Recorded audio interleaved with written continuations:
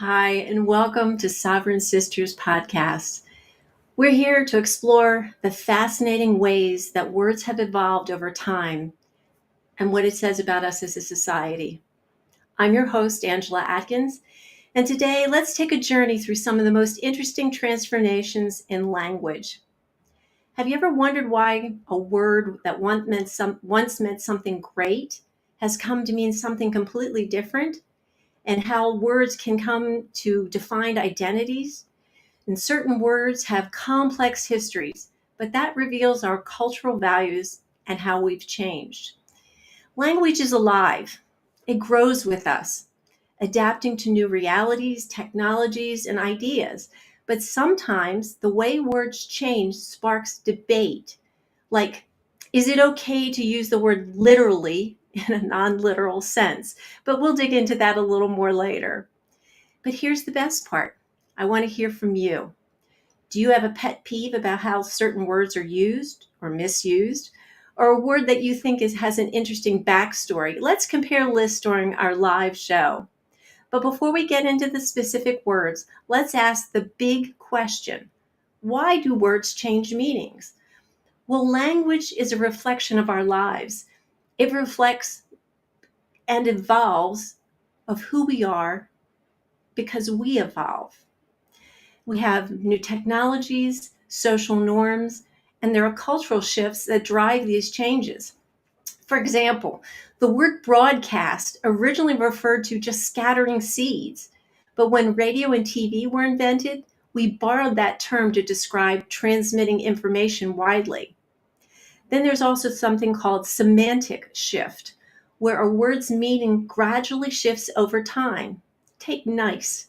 It started out as an insult, meaning foolish, and it eventually morphed into a compliment. And we'll talk about that more later. Plus, irony and sarcasm play a huge role too. Words like sick and terrific flipped meanings entirely. They went from negative to positive. And let's not forget, there are words that are reclaimed by certain communities that they take a negative word and turn it into a source of pride, like gay or queer.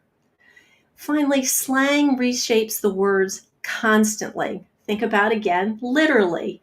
Its original meaning was straightforward, no exaggeration, but now it's often used just for emphasis, like, I literally died laughing. Does that kind of usage bother you? I know it does me. Or do you think it's just the natural flow of language? So let's get started, look at some words. And again, I'm going to keep the comments open here. If you want to share your words as we go along, that's great. We'll talk about them too. I've got my list here. I'm going to go from what I've pulled up. Let's start with awful.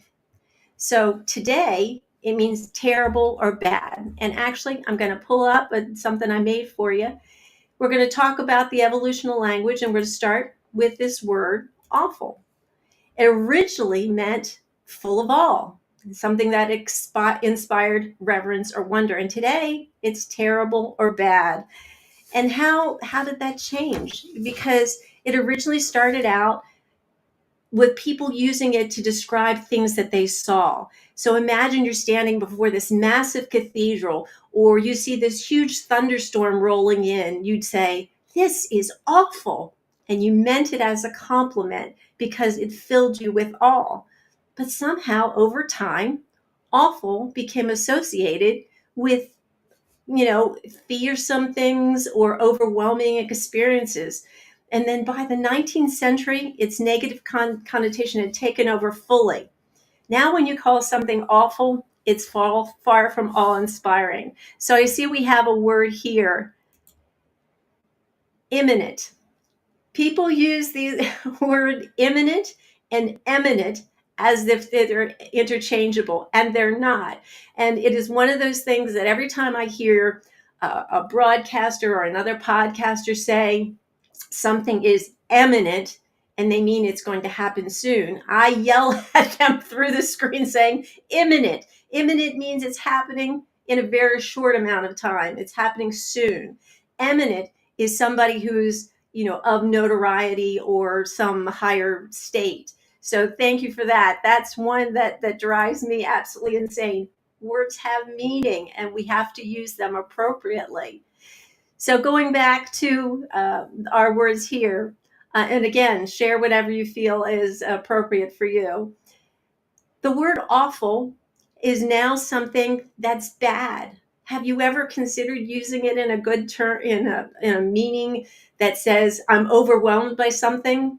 And you're filled with awe and you'll say, wow, that's awful. And people won't understand what you're saying. And that's how language changes. It flows with time. And until we take back what the original meanings are, or we accept that the original meanings have more value, then we go with whatever the new cultural norm is. Let's move on. So I had mentioned before the word nice. Its original meaning being foolish or silly, and it comes from the Latin nicius, meaning ignorant. Now that's kind of interesting, isn't it? But now we use it as something kind or pleasant. Well, here's what I looked up on it. Nice has one of the most surprising transformations. Today it's just a go-to compliment, but in the 14th century, nice was ignorant or foolish, and it was a mild insult to people, meaning they were overly naive or simple-minded. By the 18th century, it began to take on more positive meanings like delicate or precise, and eventually it came to being a friendly word that we use today. But let's be honest, if somebody calls you nice, don't you feel like there's something a little off from there? You're just nice. Or have you ever used the word nice as a compliment for somebody else because you couldn't come up with another word? It doesn't seem to be really quite the powerful word that it was supposed to be. Let's move on. So this next one, gay, had an original meaning of being happy or carefree. Currently, it's used as in a homosexual context of either an identity, a sexual identity, or the culture of the homosexual culture. But this goes back even to classic songs. You remember Deck the Halls? It says, "Don we now our gay apparel." How many people kind of snicker when they hear that because the word has changed meaning and people don't relate that back to the original context of we're happy and carefree. So it's very interesting how words have gained their new meanings and completely lost the original meaning. So by the 20th century, the word gay has just been taken over and co-opted by the gay community, and they use it for their own identity. But now it's also being used as a slang to mean uncool or undesirable. And so this has sparked some debates where people think, wow, you can't have that same word because it could be derogatory to some, also means something negative. And yet people do that. The words continue to evolve. So have you ever thought about that word in particular, where people are snickering when they hear it and you're meaning something completely innocuous, where you think gay, carefree, and maybe you never use the word because it has been socially stigmatized by using it in any negative or other fashion than what is culturally acceptable. But this to me, it makes me wonder, are these the kinds of things that cause and create division amongst segments of our population? If you take a word that has a perfectly innocuous meaning, convert it to some social, cultural, it completely morphs into something different culturally. And then people stop using the word altogether because they can't express themselves in the way that they want to. So this is just one example. Now back to my other example. The next word is literally. I am literally incensed when people say words like literally something this. No, literally means exactly this. This is exactly what I'm talking about. Like I'm literally talking to you through my computer onto the internet. But you use that in, like the example I gave you, I literally died laughing. You did not die. You may be laughing. It's a figurative term. And so it really, it makes to me, it makes a lot of sense to distinguish between them. But now it's just used for emphasis. And I just don't understand how the term became used so frequently, because it's hyperbole now. You're just over the top saying things that are not literally true. You're using a figurative example, but people like me who like words, I'm a purist, and I argue that this causes confusion because this is part of our language, and now it's evolving into something that it wasn't and it shouldn't be. But I guess it meets the needs of certain, parts of our community, because people are using less and less precise language. But to me, it doesn't feel organic necessarily. Is it just cultural influence, or is it a lack of education? And that's what really concerns me here. It's the lack of education, that people are using words inappropriately that may be dragging down our language to a level that is not really sustainable. So what do you think? Is literally okay with you? Can you just get away with using it everywhere rather than when it's supposed to be? I leave that up to you. So the next word is star. Now, originally this meant, the heavenly bodies in the sky that were bright and distant lights. But now it refers to somebody who's famous or a celebrity. Why? I mean, when we think of stars, we think of radiance and awe-inspiring, and they're untouchable, they're out of light. But I think what has happened is the word has become used to idolize celebrities, that it's much in the same way you look at the stars and you're in awe, you're awestruck. But celebrities, to me, shouldn't invoke that same kind of feeling as you would to something, in God's creation. But these people are just humans. They have flaws and struggles just like the rest of us. Even if we don't see them, they're there. They're not anything special. So I wonder, why do we promote a performer to the level of a star? To me, it's kind of mind-boggling how we project qualities based on something like this metaphor. She's a star, that kind of thing. See, I worked in the theater for years, and I saw these so-called stars as regular people who had jobs in an industry that promoted them unrealistically. So seeing how the entertainment industry is falling into disrepute, my intuition about people in this industry served me well. I've never been starstruck, and I've never idolized a single one of them. And I think we're going to come to find out that idolization is going to be our downfall for us following people that we consider stars.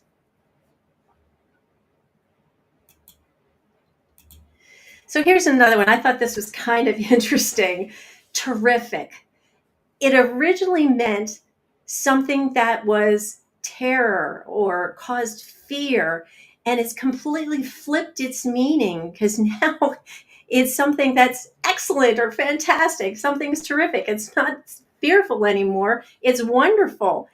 Can you imagine somewhere back, like in the 18th century, where people were talking about that thunderstorm, like I say, and it was awful, but it was also terrific, because it was terrifying to be in such a situation.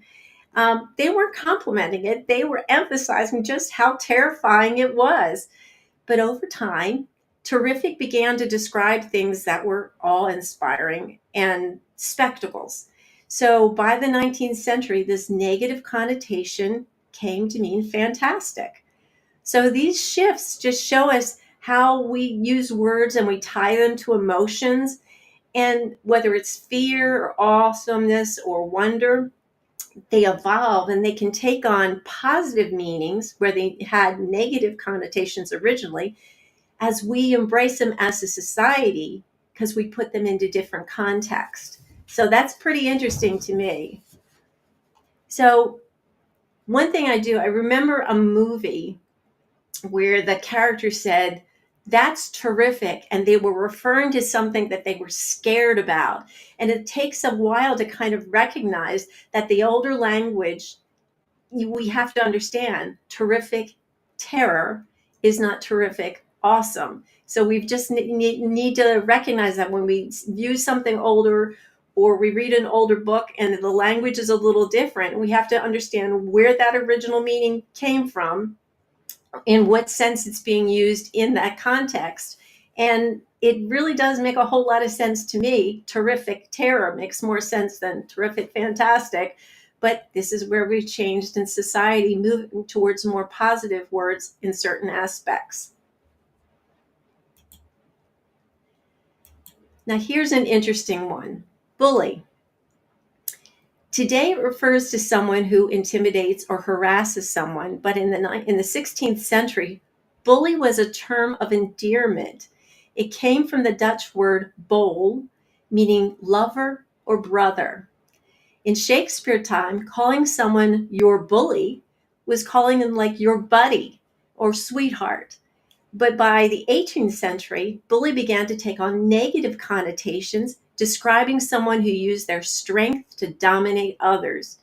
Now, this shift may have reflected the societal attitudes of the time, looking towards people who were more overbearing or had a boastful behavior. But today, bully is synonymous with aggressive behavior, particularly in schools or workplaces. Now, the evolution of this word mirrors how society has become more sensitive to power dynamics and the impact of harassment. So, have you ever thought about the irony it is to use a word that meant sweetheart, but now means something mean spirited? Again, shouldn't we endeavor to bring back more positive aspects of words and not try to incite negativity? In a world that's so divisive, shouldn't we strive to bring words to their original meanings and remove the negative impact? I really think we should stop looking for words and reasons to vilify normal behavior.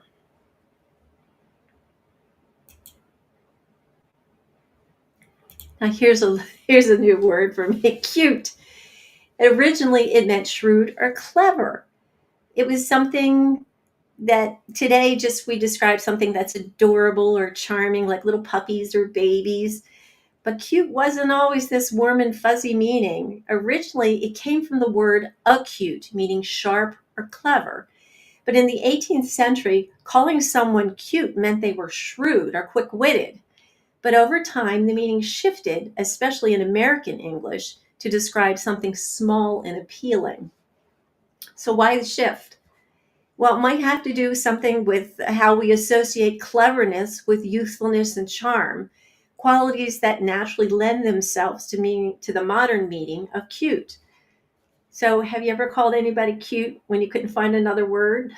And to me, it seems like a cop out for not being able to adequately express yourself. But again, that's just me and my wordsmithing. I just love words to mean what they mean. So let's go to the next one. This is an interesting one: ignorant. So originally it was just a straightforward word. It simply meant you were lacking knowledge or unaware. If someone didn't know something, they were just ignorant of it. But over time, ignorant took on a judgmental tone. It came to imply this willful ignorance or rudeness, suggesting that someone should know better and chose not to. Today, calling someone ignorant is often just seen as an insult, even if it's used in its original neutral tone. This shift somehow seems that language reflects society attitudes towards education and knowledge and responsibility.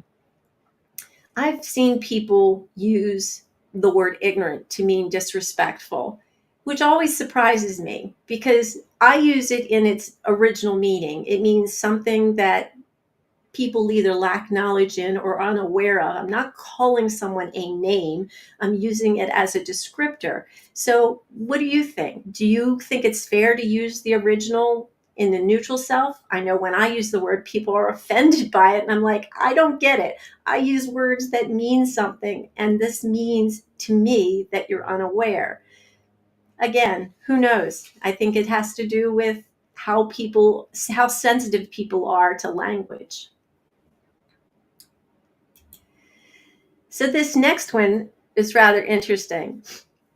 Originally, naughty was a playful term. It describes today mischievous or improper behavior, especially in children. But it originally meant having nothing, meaning, you were poor and didn't have means. But in Middle English, naughty referred to poverty or worthlessness, someone with nothing to their name. And over time, it began to describe bad moral character, and it came then to mean mischievousness or disobedient behavior. Today, we use it kind of in a lighthearted way, meaning, you've been naughty, like we do at the holidays. But do you remember being called naughty as a child?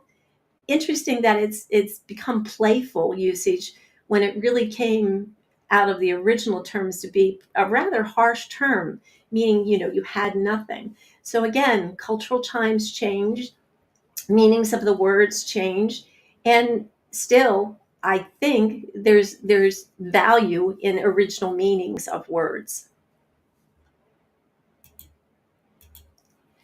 The next one is quaint.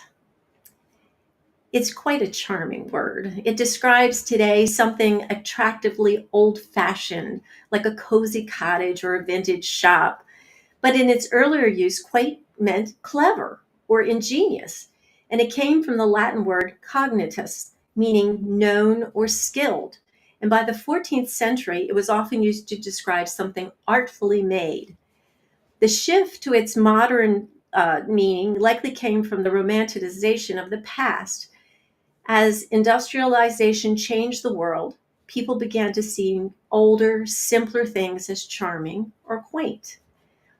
You go to like an old town somewhere and you think, isn't this place so quaint? And it's amazing that it's kind of a nostalgic feeling, and it shapes the way we describe things. But again, it's a lovely little word, and I think it's charming the way it is used. And even though it's not too far off from its original meaning, it is quite clever how it changed to being what it is today. Now here's another one that is interesting to me. Sick, straightforward. Sick meant ill. You were sick, you were ill. And just being unwell, it had nothing to do with what it currently is being used for. In modern slang, sick has become to mean amazing or cool. Wow, it just floored me when I first started hearing this. But this is a classic example of iconic, ironic slang, where a negative word is repurposed to mean something positive. And it's especially common in our youth culture. They think of phrases like, oh, this trip was sick. I'm like, wow, have I just not my kind of language. And it's interesting to me that, we have to call something sick and then change it to literally mean something else, or is it figuratively means something else? That's the way things are going. You don't know whether it's the word is used in a proper sense or not anymore. Everything, and again, it's true, everything has been turned on its head. That's the way things roll these days. It's kind of amazing. Now here's a word that I get in trouble for all the time. It is retarded. This is a very sensitive word to many people, but it originally just means delayed or slowed down. But somewhere in the early 20th century, it adopted it as a clinical term for people with intellectual disabilities. But now it's being misused as an insult, and it has gained negative connotations. And by the late 20th century, it was replaced where people were no longer calling people with intellectual disabilities retarded. But the shift in language came is a way to stigmatize people and we have to understand the importance of the intent of the word being used. I think if you're lacking clear understanding of the intent of the words, it's mainly these days because much of our interactions are done on the internet or text via phone, mobile phones. You can't feel intent when you can't hear the sound of the speaker's voice or check their body language. And I think we need to get away from being offended just by words and seek to understand the intent.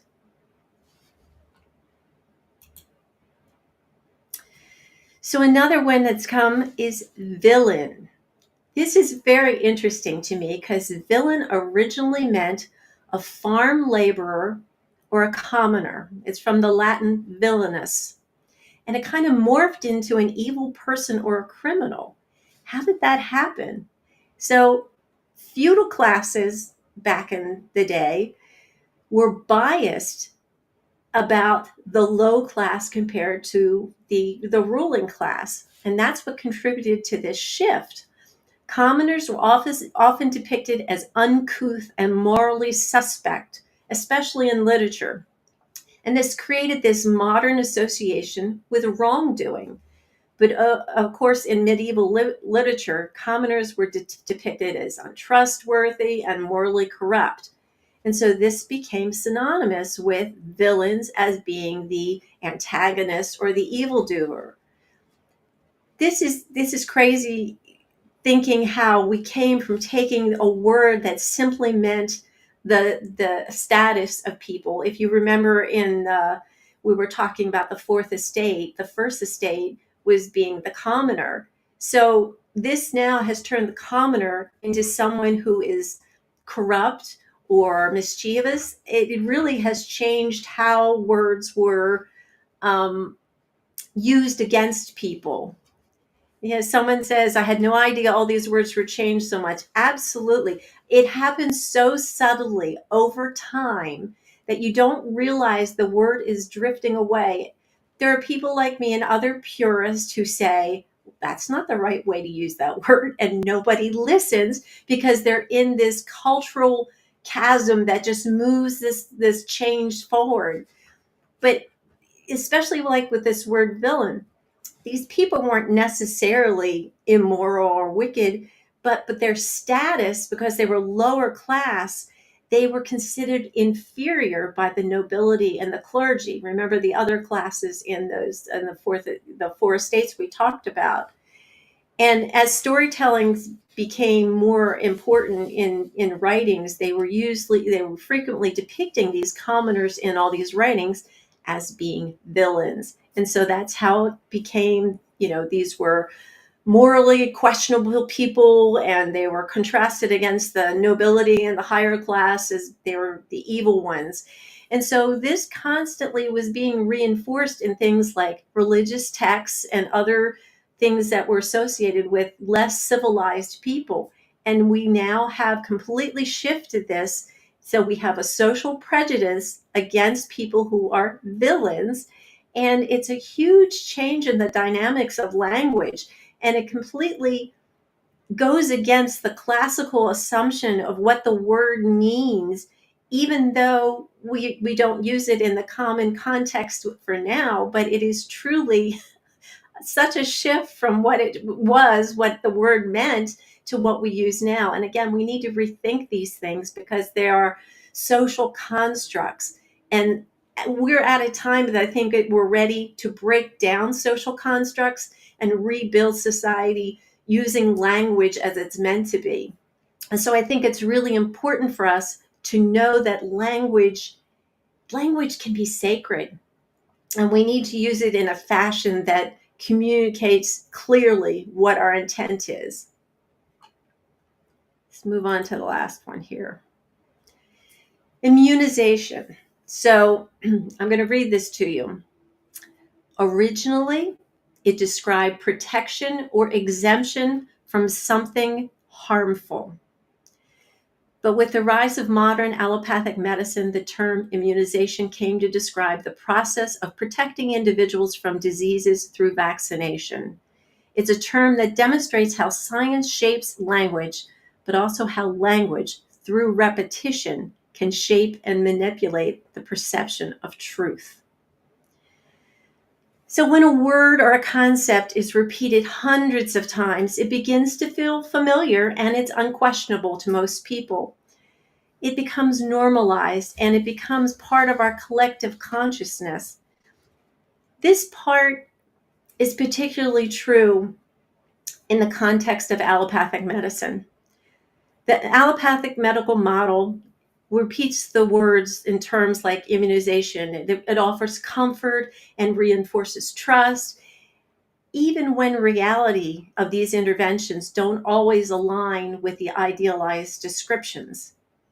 Over time, this repetition creates an illusion of truth, making it difficult for many people to question or even reevaluate the narrative. Even when evidence emerges that challenges the established story, the constant reinforcement of the original message often blinds people to reality. This repetition has been so deeply ingrained that it becomes part of their framework for understanding the world, and it prevents them from recognizing the discrepancies or seeking deeper truths.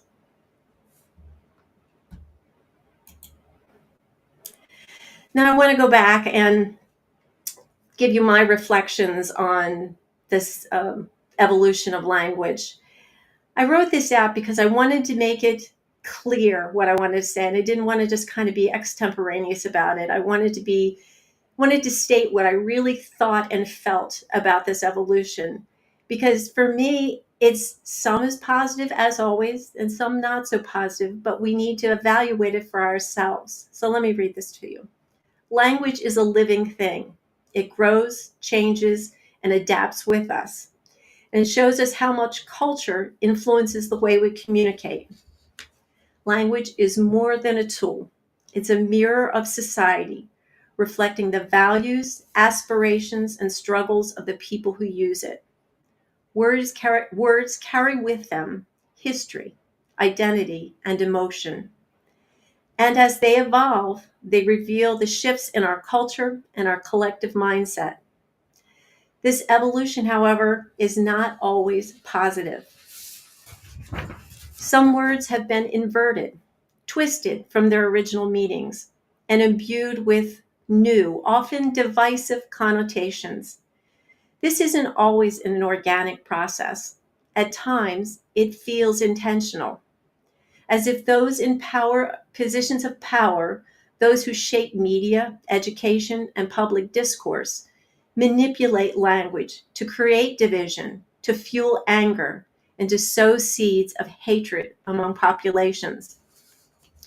When words are weaponized, their meanings become distorted, making it harder for people to connect and communicate clearly. Think about how words like freedom, justice, or truth have been used differently by opposing sides of social or political debates. These words, once universally uplifting, are now loaded with partisan undertones, turning what should be bridges into battlegrounds. This is why we must hold our language sacred, a fundamental tool by which we communicate clear thoughts, intentions, and ideas.